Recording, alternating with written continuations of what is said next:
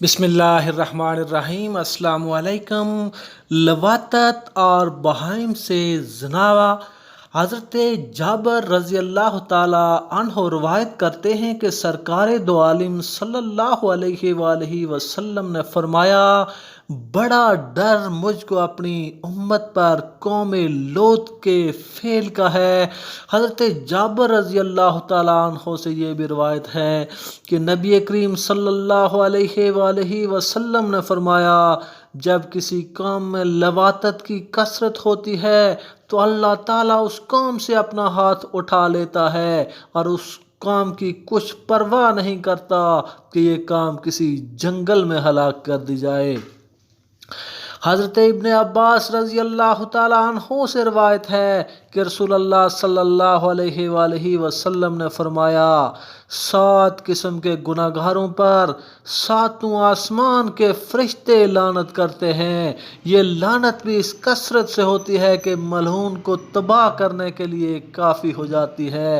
اغلام کرنے والا ملعون ہے۔ یہ 3 بار فرمایا، جو شخص غیر اللہ کے نام پر ذبح کرے وہ ملعون ہے، جو شخص کسی جانور سے وطی کرے وہ ملعون ہے، جس نے بیوی اور اس کی ماں یعنی ساس کو جمع کیا وہ ملعون ہے۔ جمع کرنا نکاح میں یا زنا میں ہے۔ ماں باپ کا نافرمان ملعون ہے۔ جس نے زمین کی حدود یعنی علامات کو بدل دیا وہ ملعون ہے۔ جس غلام نے اپنے آپ کو غیر مولا کی طرف منسوب کیا وہ ملعون ہے۔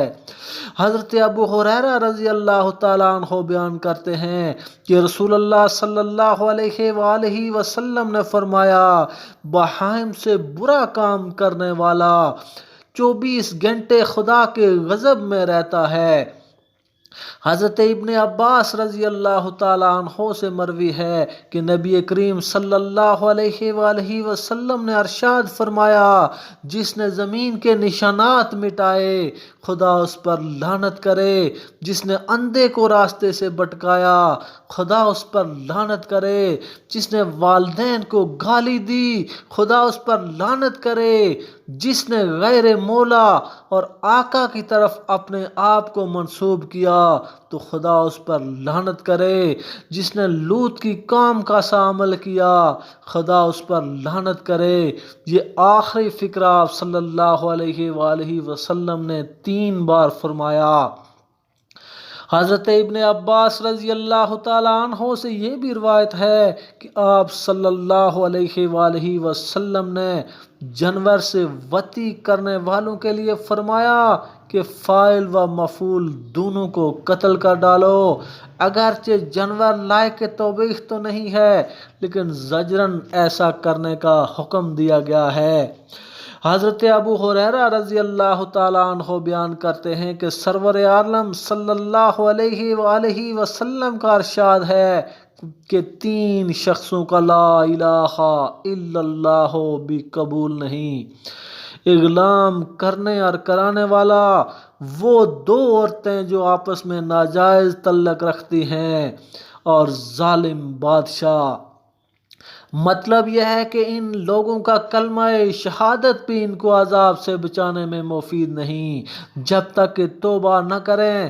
حضرت ابن عباس رضی اللہ تعالیٰ عنہ نے رسول اللہ صلی اللہ علیہ وآلہ وسلم سے روایت کرتے ہیں کہ حضور صلی اللہ علیہ وآلہ وسلم نے فرمایا، اللہ تعالیٰ اس مرد کی طرف دیکھنا بھی پسند نہیں کرتا جو کسی مرد سے لواطت کرے یا کسی عورت سے لواطت کا ارتکاب کرے۔